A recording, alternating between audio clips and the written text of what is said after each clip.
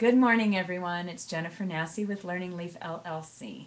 And I wanted to take a pause today in video 12 of my 30 videos in 30 days series to address something that comes up very, very frequently for people.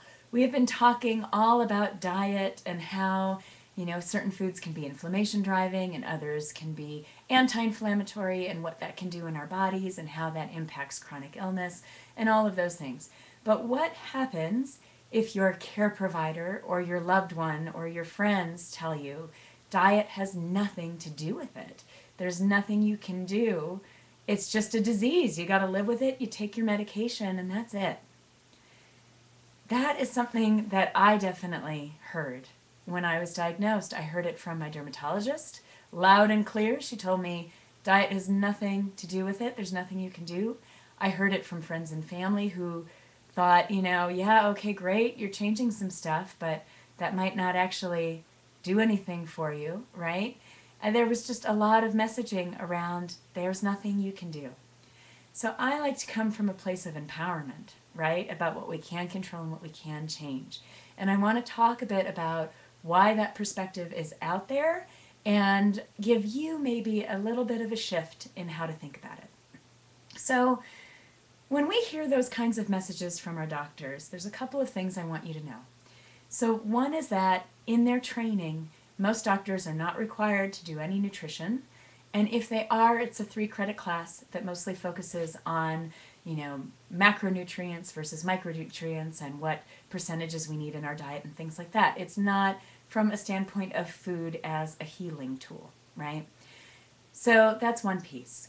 The second is that they are very much trained to treat symptoms. So I think about our experience with a pediatric rheumatologist that we had recently. Our son has had chronic knee pains and leg pains since he was about 3 years old. He is now 6. He also has had chronic constipation. We were told that the knee pains and leg pains were just growing pains. They weren't something to worry about, and that chronic constipation was very normal in children, and he should just take Miralax for however long he needed. Could be a year, could be more, until he outgrew it. Well, I don't know about you, but having consistent pains weekly, just constant, does not seem normal to me. And also being chronically constipated, we know as adults how that puts us in a horrible mood if we're in that place. Imagine being a little kid and feeling like that every single day for months and years. To me, that is not normal. So given my skill set, I did a little digging, and I thought, maybe he's malabsorbing some things. We had some flags about food sensitivities and things like that, so we worked with him on it. And sure enough, if he took his supplements that were helping him to absorb nutrients better, pains went away, constipation started to get better. If he didn't have them, pains came back. Had the supplements again, pains went away. Didn't have the supplements, pains came back. So we went to the pediatric rheumatologist because we just wanted to rule out any bigger underlying causes like juvenile arthritis. And thankfully, that was not an issue. So we're happy about that. But when we talked to the pediatric rheumatologist about our experience, his perspective was, oh my gosh, that can't be related. There's no way. They're just growing pains. That's great. Yeah, you're doing supplements and whatever, but absolutely not related. Now, he was a very nice gentleman. He wasn't trying to be a jerk. That was just his perspective from his training, where he operates from. He studies joints and joint inflammation and trouble in the joints. His training, his specialty, revolves around that. He has no training in the gut function. And so for him, they are absolutely not related. How can you be having a pain in your knee and that's coming from your gut? That makes no sense, right? But to me, with my training, it makes a world of sense. Everything stems from our gut health. So it's just a very, very different perspective. Also, I was recently at a seminar hosted by the National Psoriasis Foundation, and I was talking to one of the dermatologists who was presenting there. And we got talking about diet, and it was nice to hear he's very supportive of people changing their diet.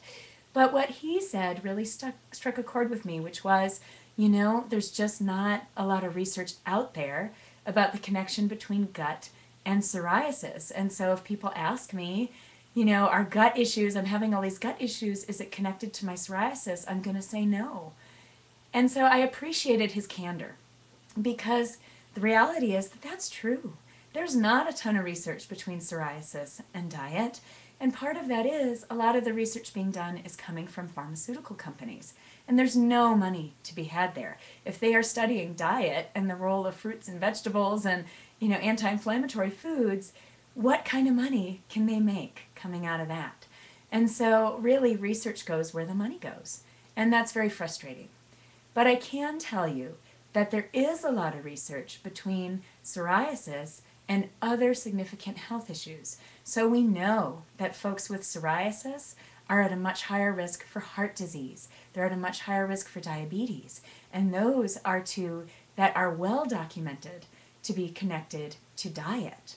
So it stands to reason then, if psoriasis is connected to these huge health issues that are diet related, that psoriasis most likely is as well. We know that autoimmune diseases in general go hand in hand with other autoimmune diseases. So you trigger one gene for an autoimmune disease, say for psoriasis, right? And your system is in that overreactive state, well, boop, off triggers another gene for another autoimmune disease, right? So we know that that happens for folks. We know that with a lot of chronic illnesses, they do also lead to increased risks for other health issues later on. So I can understand how it can be hard to sort of wrap our brains around how diet can impact things like psoriasis or other chronic health issues, or how gut health plays a role in that. But if you can look at it from the perspective of also preventative, wanting to stay out of those statistics for folks who then wind up with type 2 diabetes and heart disease, staying out of that population who's got to take pills for cholesterol and blood pressure and blood sugar and their chronic illness, right? When we start looking at quality of life, that is a huge motivating factor for wanting to really look at what is going on in your diet, what is going on in your body, and what you can do about it. Again, coming from a place of empowerment, a place of what can we change? How can we get into the healthiest place possible?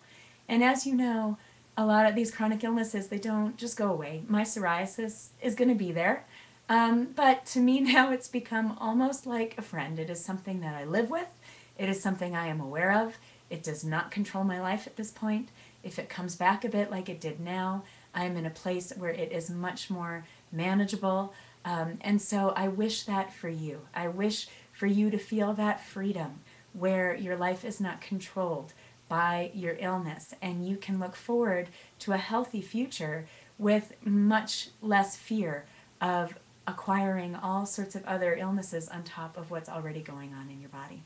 So I hope that helped address that question. Come tomorrow, we're going to start digging in a little bit into toxins and the roles of toxins, the role of toxins in our body, how they affect us and how we get them out and minimize them. And then we'll be moving into some more of the more mindset stuff, more things around what I would call primary foods, things going on in our lives, our stress, our relationships, career, spirituality, all of these things, which I know is for me where things can sometimes get put on the back burner. So it's important for me to be reevaluating those right now as well. So I hope this video was helpful for you, and I look forward to being back tomorrow.